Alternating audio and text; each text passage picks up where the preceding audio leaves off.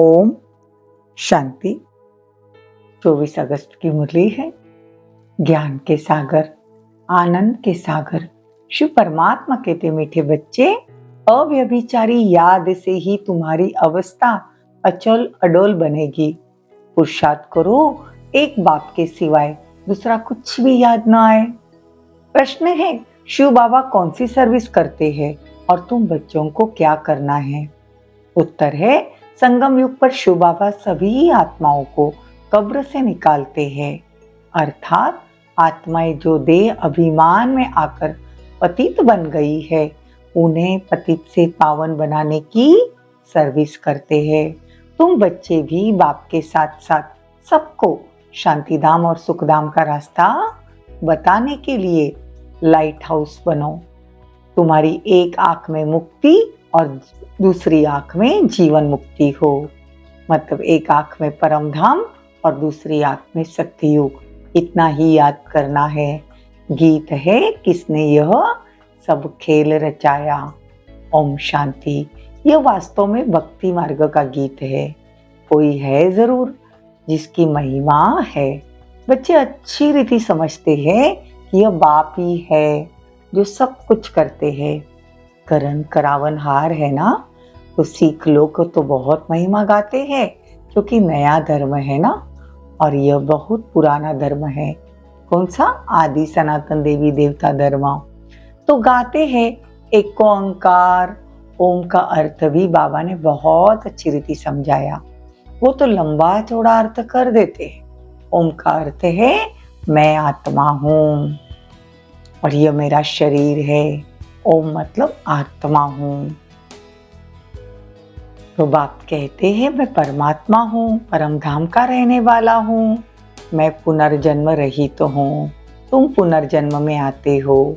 तो बाप बैठ खुद का परिचय देते हैं। बरोबर परमात्मा को खेवैया भी कहेंगे, बागवान भी कहते हैं ना।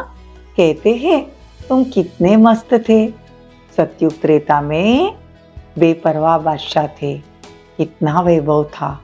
बाबा कहते अब सब कुछ गवा दिया है। इसीलिए बाबा कहते हैं कि ज्ञान और भक्ति और वैराग्य।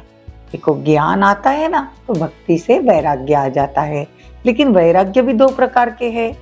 देखो, एक है सन्यासियों का, वो हद का सन्यास करते हैं, मतलब हद का घर बार छोड़ते हैं। लेकिन हमारा है बेहद का, हम बुद्धि से सब कुछ छोड़ते हैं। तो बाबा आकर बहुत सारी बातें बच्चों को समझाते हैं। कहते बच्चे तुम्हारा तो बेहद का वैराग्य है, तुम्हें बेहद का बाप वैराग्य दिलाते हैं। ग्रस्त व्यवहार में रहते सिर्फ बुद्धि से भूलना है। ये तो तुम पुराना शरीर हो ना, अब पूरे 84 जन्म हुए। देह सहित देह के सब धर्म और सर्व संबंधों को भूलना है और अपने को आत्मा समझना है। तुम महावीरों को भी भल कितना भी माया का तूफान लगे, परंतु हिलना नहीं। यह अवस्था अभी नहीं होगी, पिछाड़ी में ऐसी अवस्था होनी है। कितने भी विकल्पों के तूफान आए, लेकिन अडोल रहना, अव्यभिचारी याद रहे और किसी की याद ना आए, इसमें ही मेहनत है। तो बाप कहते हैं कि तुम हो प्रवृत्ति मार्ग वाले। ब्रह्मा द्वारा स्थापना कराते हैं बाबा, और ब्राह्मण धर्म है उच्चते उच्च। देवताओं से भी तुम उच्च हो, क्योंकि तुम सर्विस करते हो। तो तुम विश्व के मालिक बनते हो। ऊंचते ऊंच है एक बाप, और किसी की महिमा नहीं, और कोई लायक भी तो नहीं है। इसीलिए बाबा कहते हैं कि तुम भी गायन करते हो ना, एक बाबा दूसरा न कोई। देखो बर्थडे शिव बाबा का ही मुख्य है, बाकी तो कोई सर्विस नहीं करते। लक्ष्मी नारायण भी सतयुग में प्रारब्ध भोगते हैं। अभी तो सबकी कयामत की अवस्था है, मतलब कयामत का समय चल रहा है। पहले पहले भक्ति भी शुरू होती है एक बाप की, वो है अव्यभिचारी भक्ति। तुम भी पूज्य से पुजारी बनते हो। तुम जानते हो कि भक्ति मार्ग में क्या होता है, श्रेष्ठ जन्म कैसे लेते हैं। अभी तुम ब्राह्मण हो, फिर ब्राह्मण से देवता, क्षत्रिय, वैश्य, शूद्र, इन सब वर्णों में हम आते हैं। ये ड्रामा अनादि है, कोई रोक नहीं सकता। बाबा कहते हैं कि यह बाजुली का खेल है। तीर्थों पे बाजुली खेलते ना, तो आगे बाजुली का बड़ा प्रभाव था। अब बाबा कहते हैं कि तुम मनुष्यों को रास्ता दिखाने वाले लाइट हाउस हो। पहले पहले जाना है स्वीट होम। अभी नाटक पूरा होता है। जब भक्ति मार्ग पूरा होता है तब मैं आता हूँ। ज्ञान है दिन, भक्ति है रात, आधा कल्प है रावण राज्य। देखो, रावण देखने में नहीं आता, ये बुद्धि से समझने की बात है। काम, क्रोध, लोभ, मोह, अहंकार, ये सब रावण है। ये अशुद्ध अक्षर सतयुग में नहीं आते। या तो एक दो को गालियां देते रहते हैं।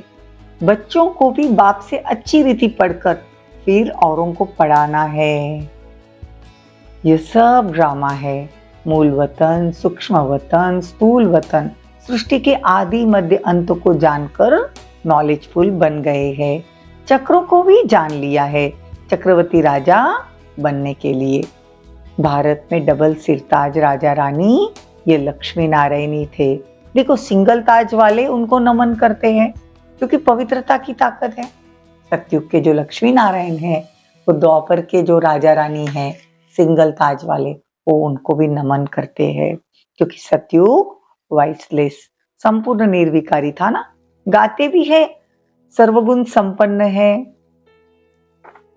देवताओं के आगे जाके महिमा गाते हैं, आप सर्वगुण संपन्न, 16 कला संपूर्ण, हम नीच पापी। डबल सिरताज और सिंगल सिरताज, अभी तो 9 ताज है। तुम सारे सृष्टि चक्रों को समझ गए हो। क्रिएटर, डायरेक्टर, मुख्य एक्टर अभी तुम जानते हो कौन है। फिर तुम देवता बन जाएंगे। माया की जो किचड़ी लगी हुई है वो धोई जाती है। बाप कहते मैं धोबी भी हूँ, बड़े ते बड़ा सुनार भी हूँ। तुम्हारे जेवर को भी अभी भट्टी में डालते हैं, तुम सच्चा जेवर बन जाएंगे। बाप बैरिस्टर भी है, तुमको 5 विकारों की जेल से छुड़ाते हैं। लिबरेटर भी है, तुमको रावण की जेल में हो ना, तुम रावण की जेल में हो ना, तो तुमको छुड़ाते हैं। कैसे छुड़ाएंगे? जेल से छुड़ाने के लिए वकालत भी सिखाते हैं। तो अपने को कैसे छुड़ाओ? बाप कहते हैं मैं अपना कार्य कर तुमको राज्य भाग्य दे, फिर गुम हो जाऊंगा, तुम सुखी बन जाएंगे, तुम राजधानी लेंगे, फिर मैं वानप्रस्थ में बैठ जाऊंगा। अच्छा, सबसे भाग्यशाली कौन है? तो बाबा कहते कन्याएं हैं। सबसे भाग्यशाली कन्याएं। बाबा कहते हैं मैं अपना फर्ज पालन करता हूँ। देखो कितना निरंकारी है, करता हमारे लिए सब कुछ है और कहता है ये तो मेरा फर्ज है। तुम पति दुखी पुकारते हो तो बाप का फर्ज है बच्चों को मुक्ति, जीवन मुक्ति देना। तो तुम बच्चे बाबा बाबा कहते रहते हो, मनुष्य थोड़ी इस राज को समझेंगे। वो समझेंगे शायद इस बाबा को याद करते ना। तो तुम बच्चे जानते हो अनेक बार बाबा ने हमको स्वर्ग का मालिक बनाया।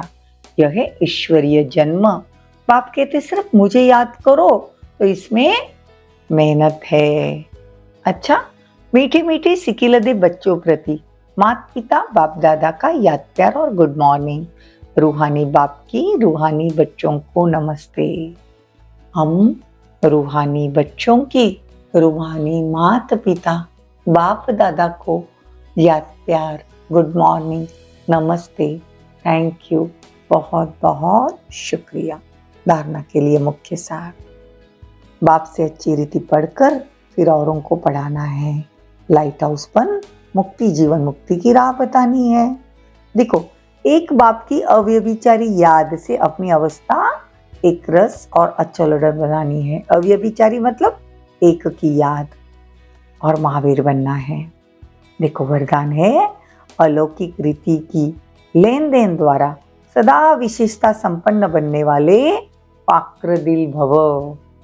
जैसे किसी मेले में जाते हो तो पैसा देते और कोई चीज लेते हो, लेने से पहले देना होता है। तो इस रूहानी मेले में भी बाप से अथवा एक दो से कुछ न कुछ लेते हो, अर्थात स्वयं में धारण करते हो। जब कोई गुण अथवा विशेषता धारण करेंगे तो साधारणता स्वतः ही खत्म हो जाएगी। गुण को धारण करने से कमजोरी स्वतः ही समाप्त हो जाएगी। यही देना होता है। हर सेकंड ऐसी लेन देन करने में फाक्र दिल बनो तो विशेषताओं से संपन्न बन जाएंगे। स्लोगन, अपनी विशेषताओं का प्रयोग करो तो हर कदम में प्रगति का अनुभव होगा। ओम शांति।